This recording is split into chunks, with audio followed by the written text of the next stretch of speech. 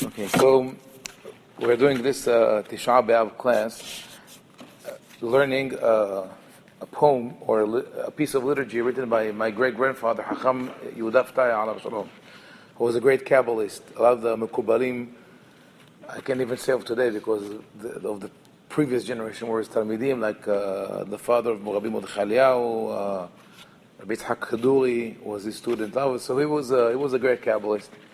But one of the things that he did and he cared a lot about was the status of women in society in general. So what he did, here I have a little booklet called Asirei Tikva, which literally means prisoners of hope, which is taken from the Tanakh, Ki tashiv levitzaron lechudim Asirei Tikva. Bring us back, we are prisoners of hope, meaning that we are bound to God by our hope for redemption, which is a beautiful thing that we have. We always have this faith that redemption will come, and because of that we keep trying. When people give up, they think there's no hope, they don't even do their own efforts, and then they can really fail. So that the tikva, the hope that the Mashiach will come, always kept us moving forward. So this is something that he composed in the 1930s, at the time of the Holocaust. He already in 1933 he realized that a great danger is threatening the Jews of Europe, and he kept doing prayers constantly with his Talmidim, with his disciples and colleagues, and he passed away in 1942. Until today, on his Yortzeit, which is the 27th of Av, people go, I used to be there also, go to his grave, his tziyun on Har HaZeitim, and we do the prayers that he wrote. Going around the grave is very, very emotional, very powerful event.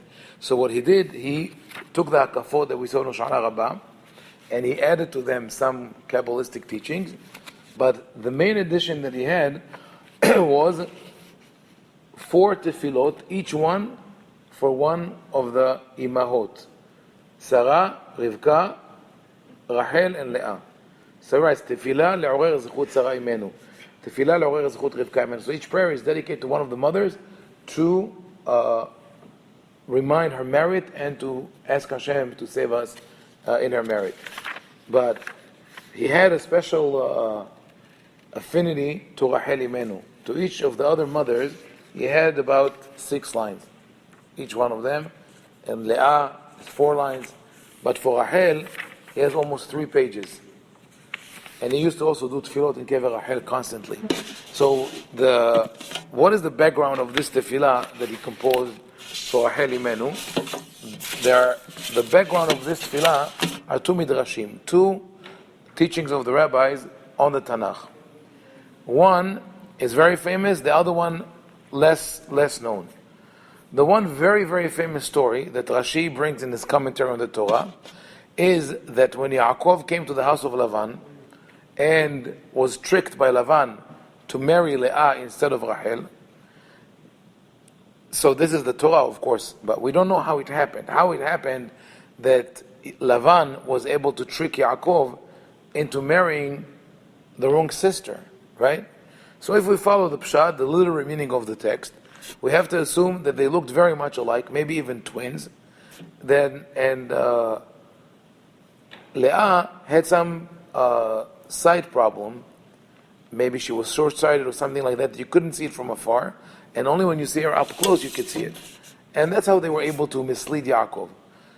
But Rachel was not a voluntary participant in this whole process. She did not want to mislead Yaakov.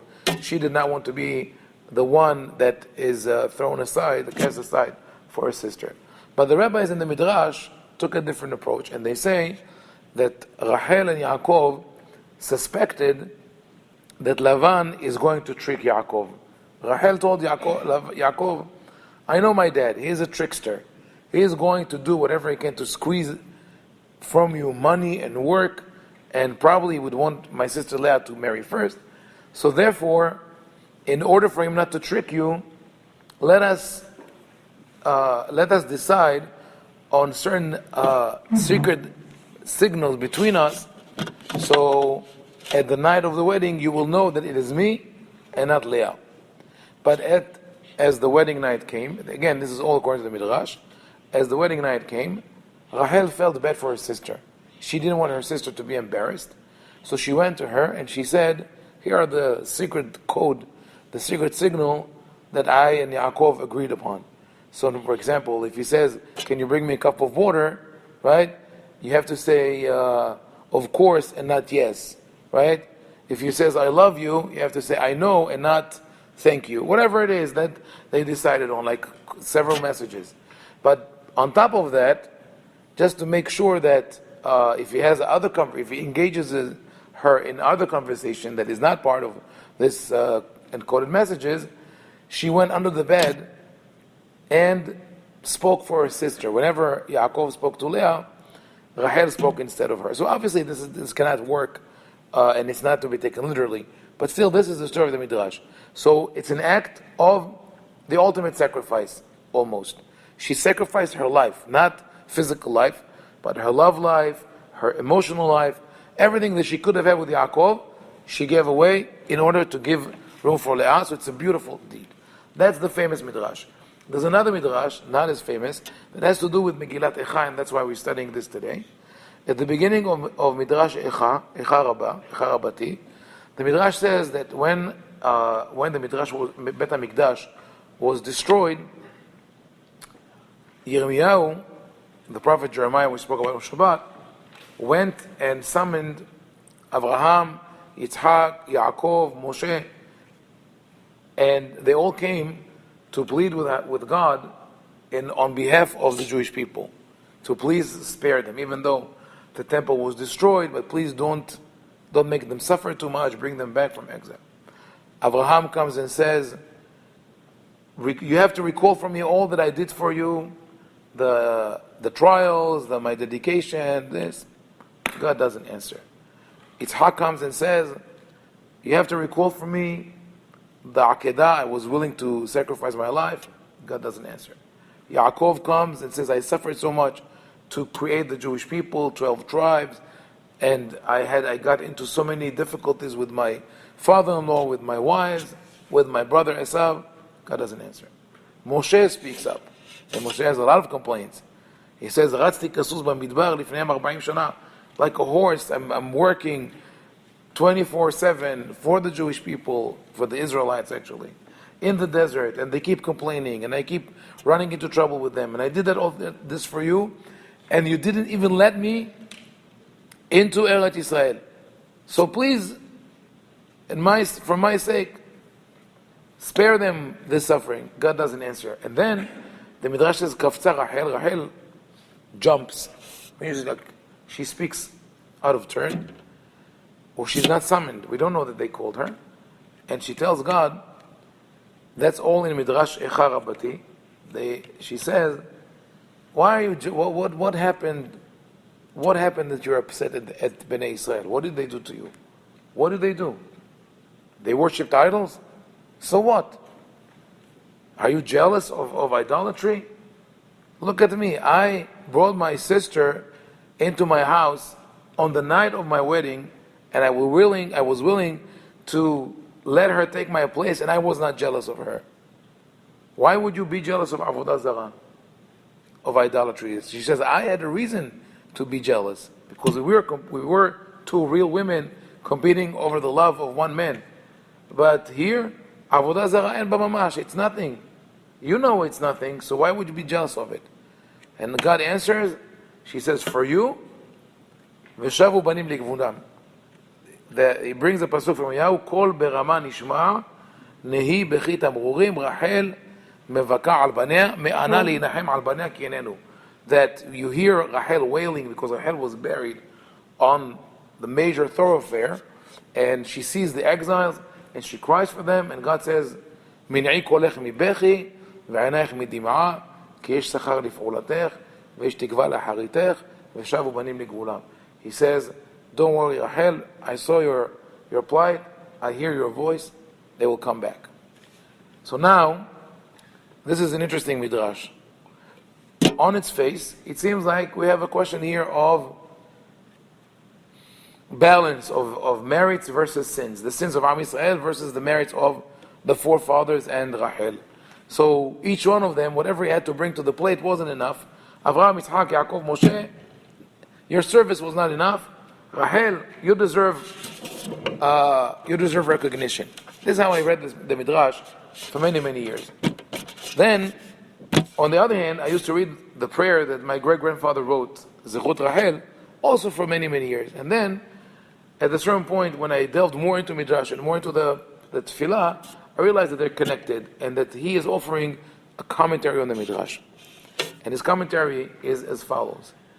Rahel and the forefathers, it's not a question of more merits. It's a completely different category. What Rahel says to God and what the men say to God belong to two completely different categories. And they could really be classified under these rubrics. Men, women. The men come and they talk as men. The way men think is input, output. There's a process. So they say, I put into our relationship, right? God and me. I put the akedah, the trials, my suffering, famine, leading Am Yisrael, right? I deserve a reward. I didn't claim my reward yet. Give it to me now. God doesn't answer. Because God says, yeah, I heard you. Okay, good. Reward. I put it in my book. You'll get it, but not this thing. Not now. Not that. Then, so this is how the men speak. Rahel comes from a completely different angle, which is really typical for women. She comes from the educational point of view. And it's very daring. You have to think about it, because it's not really Rahel who says that. It's the author of the Midrash. Whoever wrote this Midrash puts the words in Rahel's mouth. Could have been that the author was a woman, because she understood how women think. What does Rahel tell God? She doesn't say, I made a sacrifice and therefore I deserve recognition. She can't really say that, because the sacrifice she made wasn't towards God, was towards her sister. What she tells God is, you see, I was not jealous of my sister. You should learn from me. You realize how, it's called in Arabic, it's called chutzpahdik, right? Like arrogance in some It's way? arrogance to tell God. And I'm saying it's not God saying that. It's not Rahel. It's really the author of the Midrash. He says, or she says, you should not punish Bnei Israel for doing Avodah Zarah. You should let them off the hook. Right? Meaning, if a woman finds out that her husband has an affair with another woman, she has all the right to be angry. If she finds out that her husband is reading a book about an affair with another woman, she could be upset a little bit, right? But she would not consider that as having an affair. This is what Rahel tells God. I was willing to even have my husband take another woman, and I wasn't upset. You should let Bnei Israel off the hook if they did Avodah Zarah. It's not a big issue. The critical point here is that the author of the Midrash says there are two types of leaderships, and one without the other is going to fail. Sometimes you need a man at the helm, sometimes you need a woman. And Rahel's leadership here is what survives. And that connects to Rahel at the crossroads, Rahel mevaka al banea. It's the wailing of the mothers for their children, that they always keep praying and educating their children to hope for a better future, which sometimes the men are incapable of doing. And to add to that, before I go to this, I don't know how much time we'll have for that. I have to tell you, I heard today an interview with Miriam Peretz. Miriam Peretz is an amazing woman. She was one of the people who lit the torches last year on Yom HaAtzmaut, and she lost two sons, Eliraz and Uriel, elite officers in Tzahal. And she's a bereaved mother. And she spoke about her childhood, about Tisha B'Av and all that. And she said that one of the things that she remembers from her childhood in Israel when she came to the 1960s is that all the women would get out. She's Moroccan, so all the women of the Moroccan community would go out on Erev Tisha B'Av and stand together in a circle and start doing what's called kina, mekonenot. They were wailing, each one of them, about her personal tragedy, about her son, her husband, whatever befell her. But from that, they would, everybody would be swept into such a mood of mourning that the Tisha B'Av would really dwell on them very, very heavily. And then on the next day, in the afternoon, they would go into the house and start cleaning and putting everything out and say, now we're making room for the Mashiach to come. So since this tension between, on one hand, remembering the tragedy so vividly, but waiting for Mashiach, this is the kind of message that women send to their children throughout generations. This hope, because they want to see the survival of their children. So here, when you look at this text now, So one argue that when you're trying to wait for the Mashiach to come, that it has to be a sense it's initiative that brings the Mashiach. Yes, yeah, but it's a different, but that's a different story. We spoke about it today at the Bet Yeshua, so we'll talk about that. So the poem is in the same way we read the Oshanot, and he writes this: Zechut Rachel, Zechor Ra'el lebanecha hanedudim. Remember the merit of Rachel to your children who are in exile. She brought her enemy sort of into her bed on a night where she was not supposed to sleep. So now we're talking about Rachel. Look at the fourth line. It says, Kol berama mapil homa anishma lemerhakim. That's the sound of Rachel wailing, crying. Meyalelet veshoelet hanikberet befarashat drachim. The woman who was buried at the crossroads is asking, what is she asking? Ayeh Yosef, Ayeh Hofef, Ahali al ben Ne'urim. She says, where is Yosef? Where is my son that I barely had a chance to see? Ayeh ben Oni, lo ra'ani velo yanak me'adadim. Where is my ben Oni? Ben Oni is the name that Rachel gave to Binyamin, which means you could read it in two ways in Hebrew. Either the son of my strength or the son of my sorrow. On could be either.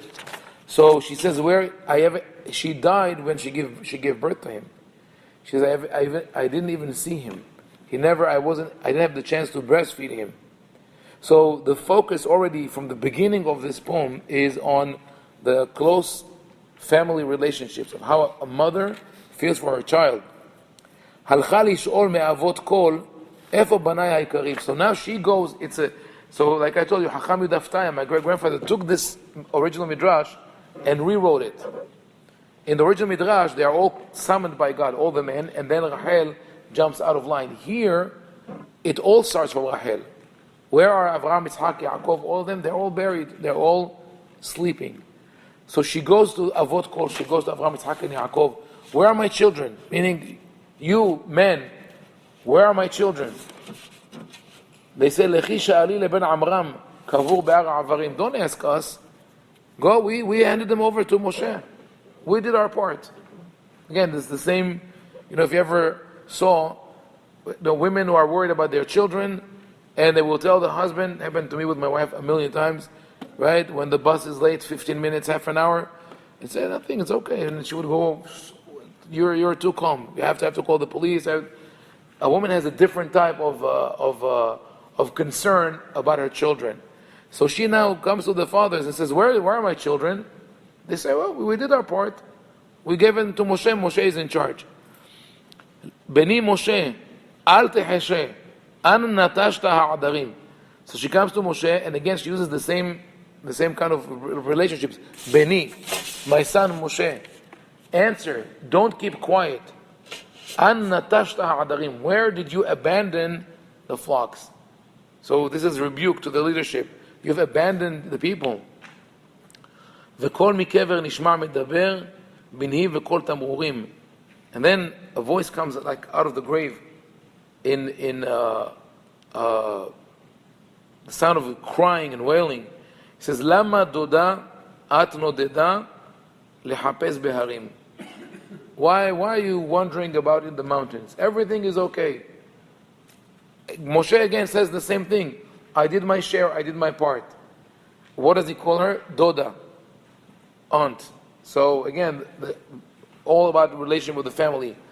What does she answer? Ani nechutza ligdor pirza, lo ait harbot devarim. It's not time now to talk. It's time for action. I need to go and do something. Moshe ana bimgina leYoshua benech mesartim. Moshe answers, I don't have them anymore. I give them over to Yoshua. What? Okay, Megina, right? He's in both in sorrow and also in the defensive. He's defending himself. I gave him to Yoshua. Yoshua beni aneni. So again, she calls him beni. Answer me. Anna hema shevatim. Where are the tribes of Israel? Lemul bichyata vetza'akata bacha gam hu le'umata. So you realize that the way he describes that. I tell you, when I'm going to be this year at the Tziyun when they do that, Be'ezrat Hashem, or Mashiach will come first. But I try to record it because this is when you read it and you're at Har HaZitim and you see, Yerushalayim on one hand and the graves on the other side, and this whole thing, he speaks about Sun Kivrei Ir Tzion. This is where he describes this whole happening. You imagine this woman who's a bereaved mother, Rachel. Really, she died when she gave birth, but she's the symbol of all the mother who lost their children throughout the history of Am Yisrael, and she searches for her children, and she wants to bring them back, and she's full of action. She's running from here to there. She never stops. And with Abraham, Yitzhak, Yaakov, Moshe, they pass them to the next one, but Yoshua is already, she agitated him, and he starts crying also. Lemul bichya v'tza'akata, bacha gam hu le'umata. וכל בחייתם ושבעתם עלתה לשמי מרומים. So now they're crying together, Yoshua and Rachel, and appropriately so, because Yoshua is really the son, if from the tribe of Ephraim, which is the son of Yosef, so direct descendant of Rachel, and he says, Domi imi me'at rega pen amut ve'egva. Stop crying or I'm going to die. Irony, because he's dead already. Yeshua is dead. He's talking from the grave, but the message is again, when you think about the dialogue sometimes between men and women, that women could really bring the sorrow out in a way that men cannot take. They say, okay, don't talk about it anymore. I cannot take such pain. Don't mention it. She says, okay, what's the next step? He says, Ani mesartim lizkenim ulmelachet David ha'roim. I handed them over to the shepherd. So she goes to Kivrei Ir Tzion. Kivrei Ir Tzion, if you come to the old city from the back, what's called Sha'ar HaArayot, behind the Kotel, and you see on the left side of the hill, across from Har HaZitim, Yad Avshalom, the special grave of Yad Avshalom. Above him there's a place called Kever Bnei Hezir and Kever Zechariah Hanavi, it's all these called Kivrei Ir Tzion. It's right across from the temple. Amrula b'mikdash machon, sham tevakshim v'sham timtzeim. So they now send her to the final stop, which is Bet HaMikdash. Oh, don't worry, they're in Bet HaMikdash. So all along, she didn't even get to Bet HaMikdash. She doesn't know that the Bet HaMikdash was destroyed. So this whole wailing and crying is just a hunch. It's just a feeling, intuitively, that she feels that something is wrong, and she goes around and she asks for them. וכראות רחל, כי אין חומות וחל ואבני מקדש הם שרופים, ואין כהנים ולוויים, ואין ארון וכרובים, צעקה מר חמרמר, וחלצה מרגלה מנעלים. And when she saw that the temple is destroyed, and the stones are burnt, and the Kohanim and the Levim are gone, and the ark and the Keruvim are gone, she screams, she takes off her shoes to show as a sign of mourning. וקרעה את כתונת פסים והצעיף והמעילים. And she tears her כתונת פסים, Yosef. It's like he recalled Yosef, but also there's another woman who wore כתונת פסים in Tanakh. That's Tamar. Tamar, the daughter of David, who was raped by Avshalom. And after he violated her, she went out and she tore her כתונת פסים and she put ashes on her head. So when he writes here, Kara'a Ketonet Pasim, two messages. One, we are reminded of Yosef and how deeply was Yaakov in pain and in sorrow when he found out that, when they told him that Yosef died, and the story of Tamar, who was violated by Avshalom, and that's the feeling of Rachel, but really the feeling of Am Yisrael, like we read today in Necha, כי ראתה באו גויים חניך אשר אמר אשר ציווית לא יבואו בקהלך. When she sees that, when we see that the pagans come into the temple that were not supposed to be even part of Am Yisrael unless they convert to Judaism, but they come and destroy the temple, it's a feeling of violation. Someone entered our most sacred space and violated it. זה also, הצעיף המעילים, כן, זה תמר had המעילים, או תמר of Yehuda. Yeah, so it could be that. The Tamar that was married to Yehuda's son, and then to Yehuda, had a tza'if. So if this is the case, that's another word that relates to Tamar as the future mother of the Mashiach, who comes from the house of David. V'sak hagra alei besara v'nidgalgela ben selaim. And see, she wears sackcloth and she rolls on the rocks as a sign of pain. V'kashra hevel al am hevel. So ותפחה יד על בן נכבד אשר נאבד בין העמים, and she slaps like hand to hand, but more not hand to hand, but the way, if you know, women in the Middle East do that on their face as a show of mourning, the sign of mourning for her son who was lost among the nations. וקשרה חבל על עם חבל ועשתה מספד קטנים, and she girdles herself with a rope for the nation of inheritance. It's a wordplay. Hevel v'nahala is inheritance. Hevel is also a rope. The connection is that you measure land with a rope. So she puts the rope, Hevel al am Hevel. But then kafza b'hipazon le'el elyon uvak'a et kol ha'reke'im. Here, the motion up until now, all of Rachel's movements are horizontal. She keeps ascending. Abraham, Yitzhak, Yaakov, Moshe, Yoshua, Ziknei, Zekenim, and then Bet HaMikdash. But it's all on this physical level, physical plane. Now, the important thing is Kafza, B'hipazon el Elyon. She goes with urgency to God upwards. Ubak'at kol ha'reke'im, and she tears open all heavens. Meaning, now there's no logic, there's no reason, but she doesn't dwell on her pain. She doesn't let her pain bury her. She could have stayed there, mourning and wailing and crying, rolling on the rocks, but she doesn't do that. She now goes up to argue with God Himself. V'tav'a elbon shel am Tzion besak uvchi uvtahanunim, and now she demands justice for the people. Now remember, the original midrash that I quoted from Echa Rabati, that speaks about the argument of Rachel with God, was written about 200 or 300 years after the destruction. This now is written almost 2,000 years, 1,900 years after the destruction. So now he adds a dimension of all the suffering that he's aware of. And he says, Ana Avi lekol ke'evi tifnei elai berachamim. Please turn to me with mercy. I mean, don't act with cruelty. It says, Ech zu ta'udah im aidah tiye avodah le'olamim ve'ech kala mehek ba'ala tegaresh ota lemerhakim. How can you drive away the bride from her groom's house or groom's lap? Again, we use here the family imagery. All through the poem, we have my son, they call her aunt, my mother, sister. Now we talk about the bride and the groom. So how did you drive Am Yisrael away? She speaks to God as a mother, and she says, you have to treat them as a father treats his children, not as a king who treats his subjects. He says, Ve'ech shilachta ha'em miken ve'lo lakachta ha'banim.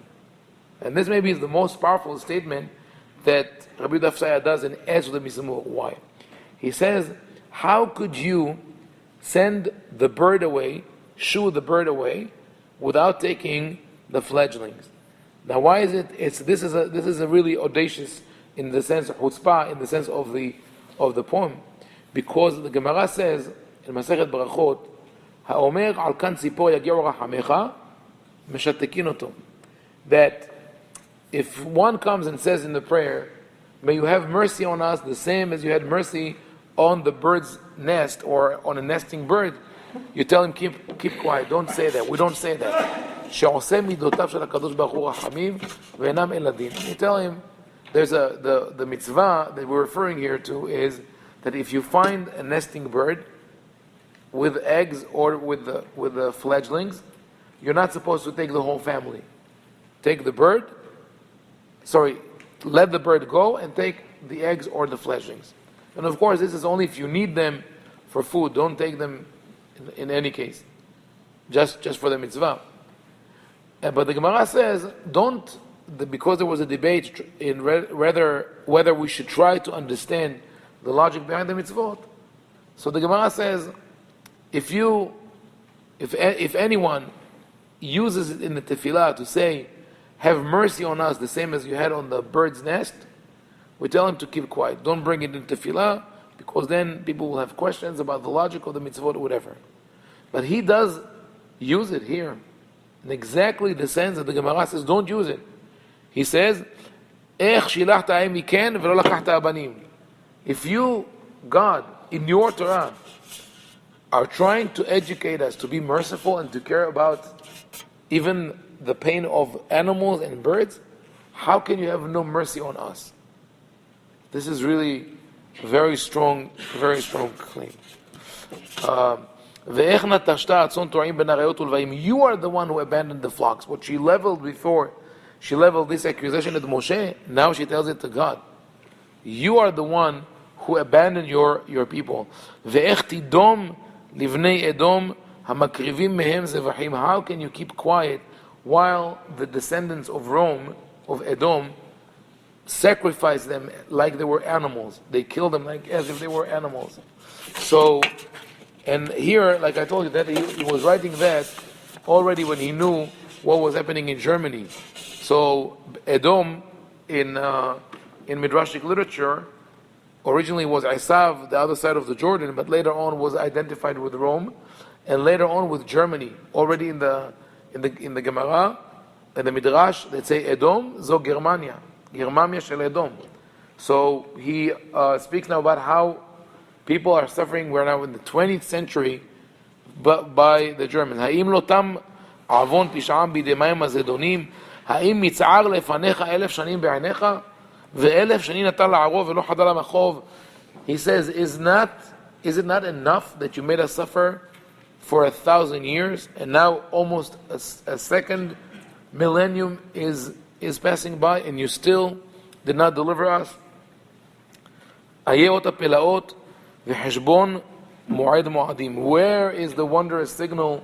Where is the time of times? Mu'ad mu'adim is a pasuk from the book of Daniel. The book of Daniel has what people call apocalyptic vision, but it's a vision about the end of time. And all rabbis throughout the ages try to decipher when exactly Mashiach will come. But one of the things that in this vision of Daniel is being told, it says, Hakel heshbon mu'ad mu'adim. You have to wait till the time of times. So now Rabbi Fetaya puts the question in Rahel's mouth. Is it not enough? Didn't we have the time of times already, all the suffering? And here the whole kahal, he writes that you have to sing it with the hazan. We all sing it together, and this is a tune.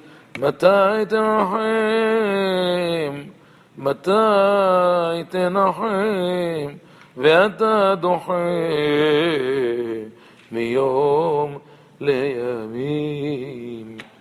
It's really, it gets you, like the whole Mizmor, is you feel like you're standing in front of God and say, what is happening to Am Yisrael? Why are you not helping us? El ayom tenapid yom ve'lo titche'u bidvarim. Please don't send us off with excuses. Titche bidvarim is like when you go to an office, they say, come tomorrow, this form is missing a date, this form is missing misspelled. They say, don't do this to us anymore. And the answer is of Hashem. Hashem answers her, Kol yotze me'al kiseh, domi biti kalat etanim. Now God Himself calls her my daughter. You are the one who married the kala of the etanim, of the strong ones of Avraham, Yitzhak, and Yaakov. Min'i dim'a me'inech ve'et hikech mitahanunim. This is a word, a paraphrase on the pasuk in Yirmiyahu. Min'i kolech mibechi ve'et einayich midim'a. He says, stop crying. Why? Ki merov sihech uvichiatech nadedu kol ha'iryonim. He says, because of your crying, all the upper worlds are now moving, are now in mayhem. Meaning that what we saw from the beginning of the poem, that Rachel is restless. She doesn't accept the verdict and sits down, but she goes from one leader to another. Why is this happening? Why did you abandon the flocks? Until she comes to talk to Hashem, she manages to move the whole world. It says, Vehu ala ad ma'ala v'nichmeru ha'rachamim. And then the last three verses are drawing on Kabbalistic concepts of what's called neshamot belu'im, the souls that sort of been buried within the what is called the depth of impurity, and God was going to save them. But I will conclude with that. This is really a very, very powerful poem, and I was able to go through it because I didn't use the melody. When you read with the tune, it really yes, very. Yeah, uses, right, nachon. Right. It has, of course. It's because he was Rabbi Fetaya was a poet, and he used poetry that he knew. He used the Tanakh, he used Midrashim, put everything together.